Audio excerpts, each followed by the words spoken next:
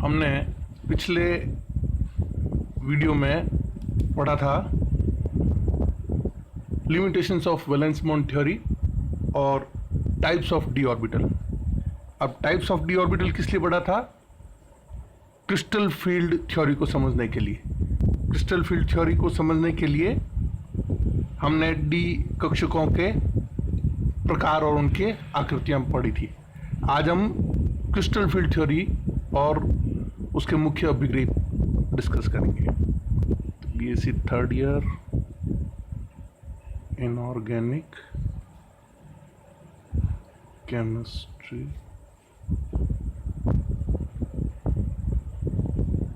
Main postulates of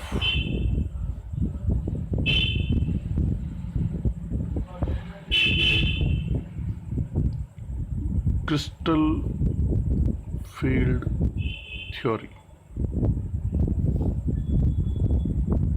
crystal क्षेत्र सिद्धांत के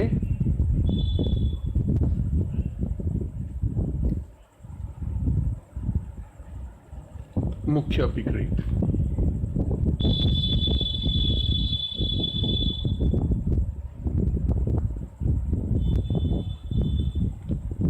क्रिस्टल क्षेत्र सिद्धांत के मुख्य अभिग्रह क्या है, वन बाय वन हम डिस्कस करते हैं।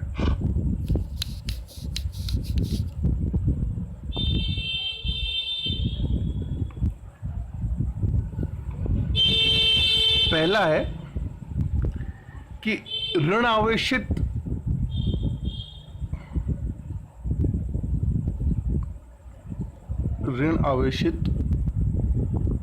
आयन जैसे क्लोराइड हुआ, हेलाइड हुआ, साइनाइड हुआ, एटसेट्रा, अथवा एकाकी इलेक्ट्रॉन युक्त उदासीन अणु। उदासीन अणु के एग्जांपल है जल है, NH3 है। इसमें दो एकाकी होते हैं ऑक्सीजन के ऊपर, इसमें नाइट्रोजन के ऊपर एक होता है अमोनिया में। तो ये एकाकी इलेक्ट्रॉन युक्त उदासीन अणु है, इनको हम लिगेंड कहते हैं।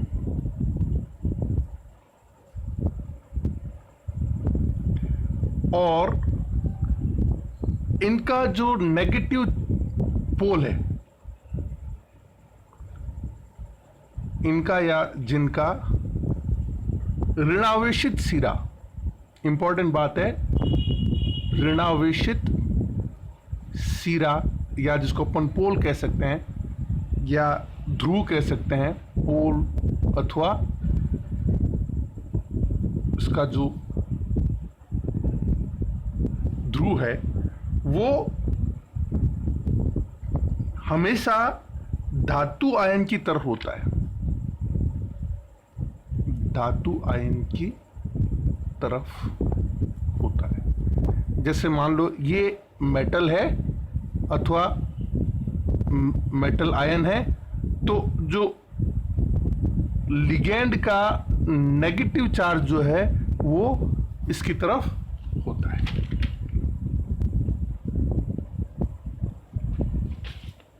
दूसरा पॉइंट, ये सबसे इंपॉर्टेंट पॉइंट है इस लिगेंड फील्ड थ्योरी का।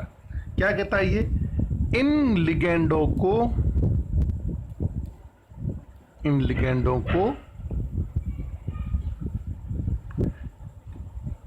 बिंदु आवेश कहा जाता है।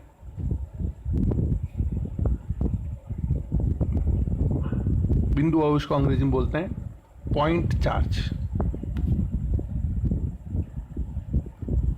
ये जो लिगेंड है ये पॉइंट चार्ज के रूप में माने जाते हैं।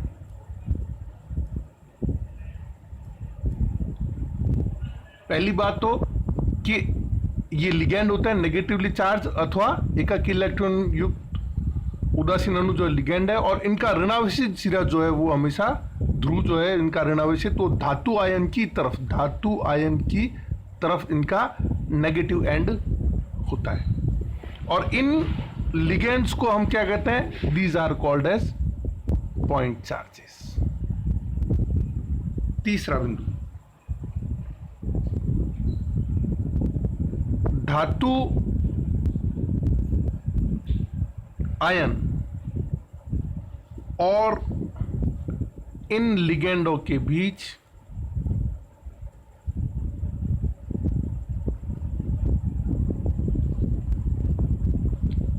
केवल, अंडरलाइन वर्ड है केवल, केवल और केवल स्थिर विद्युत आकर्षण बल होता है। Only electrostatic force of attraction exist between metal ion and ligand. केवल स्थिर विद्युत आकर्षण बल होता है। ओनली इलेक्ट्रोस्टैटिक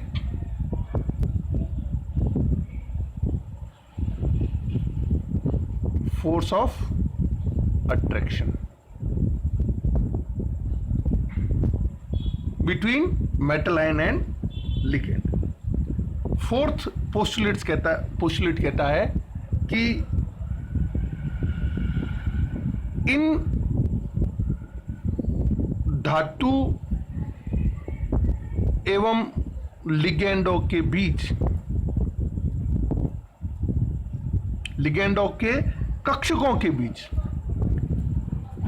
कक्षकों के बीच या मध्य कोई अंतरक्रिया नहीं होती।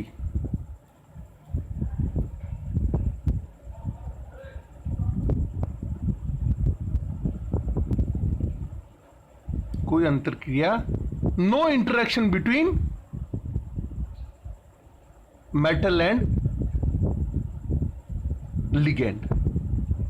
ठीक है, अर्थात मीनिंग बाय दैट कि मेटल एंड लिगेंड के बीच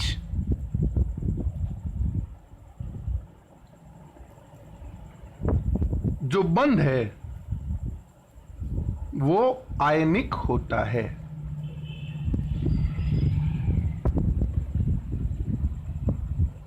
लिगेंड और मेटल के बीच का जो बंध है वो आयनिक होता है।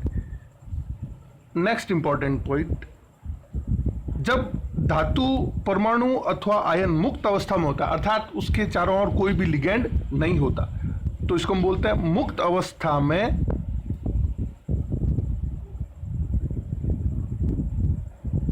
जो धातु आयन या परमाणु के 5d कक्षक हैं,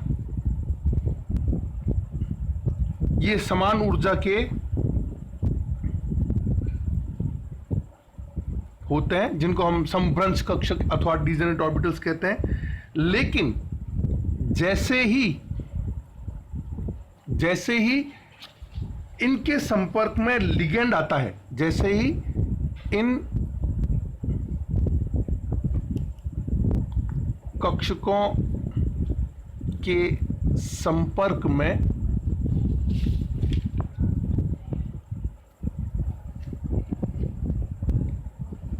लिगेंड आते हैं या पहुंचते हैं इनकी तरफ, तो इनकी ऊर्जा समान नहीं रह पाती, समान नहीं रह पाती। अर्थात जैसे ही मेटल के पास में लिगेंड पहुंचेगा, ये मेटल है सपोज, ये लिगेंड है, जैसे ही इसके पास पहुंचेगा लिगेंड के पास, मेटल आयन अथवा मेटल न्यूट्रल एटम के रूप में, तो इसकी जो डी कक्षक हैं जो कि 5 समान ऊर्जा के थे पहले, इसके यहां पहुंचते ही इसकी ऊर्जा बढ़ जाती है। इन पांचों की ऊर्जा समान नहीं रह पाती, ये अलग अलग ऊर्जाओं के हो जाते हैं। ठीक है, इस प्रकार जब इनकी ऊर्जाएं अलग अलग हो जाती है तो हम कहते हैं डी कक्षकों की ऊर्जाओं में, डी कक्षकों की ऊर्जाओं में अंतर आ जाने के कारण या अंतर अथवा असमानता के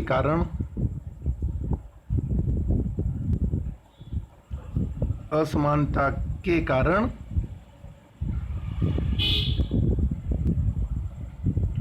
ये विभिन्न ऊर्जा वाले कक्षकों में विभाजित हो जाते हैं।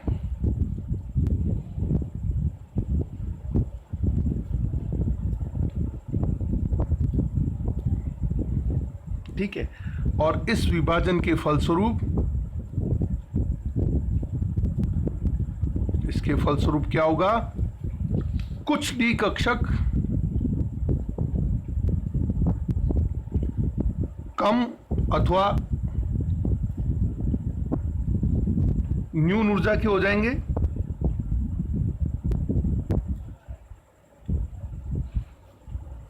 एवं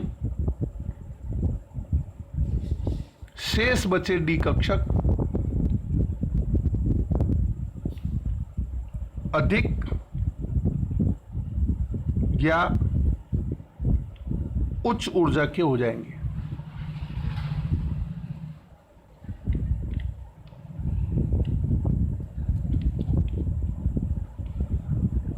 ठीक है,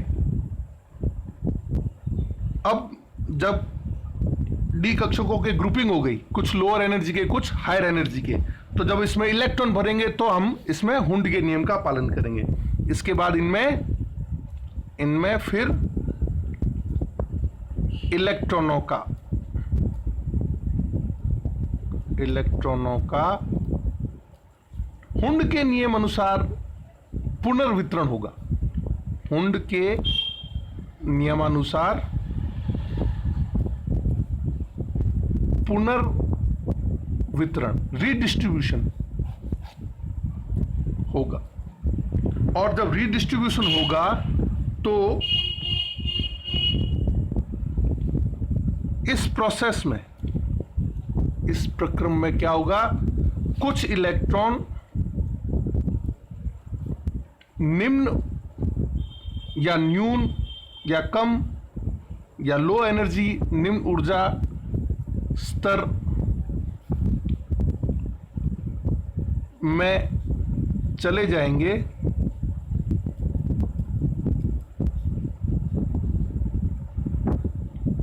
जिससे या जिस कारण कुछ ऊर्जा मुक्त होगी। पहले उनकी ऊर्जा कुछ और थी, अब लोअर एनर्जी के कक्षक में चले गए तो एनर्जी कुछ निकलेगी। इस प्रकार में कुछ इलेक्ट्रॉन निम्न ऊर्जा स्तर में चले जाएंगे, जिससे कुछ ऊर्जा मुक्त होगी, और ये जो मुक्त ऊर्जा होगी, यही मुक्त ऊर्जा CFSE crystal field stabilization energy कहलाती है। तो क्वेश्चन बनता है, what do you mean by CFSE? 5 जो डी कक्षक थे उनकी एनर्जी का रीडिस्ट्रीब्यूशन हुआ, और कुछ लोअर एनर्जी में कन्वर्ट हो गए, कुछ हायर एनर्जी में हो गए। ये कब हुआ?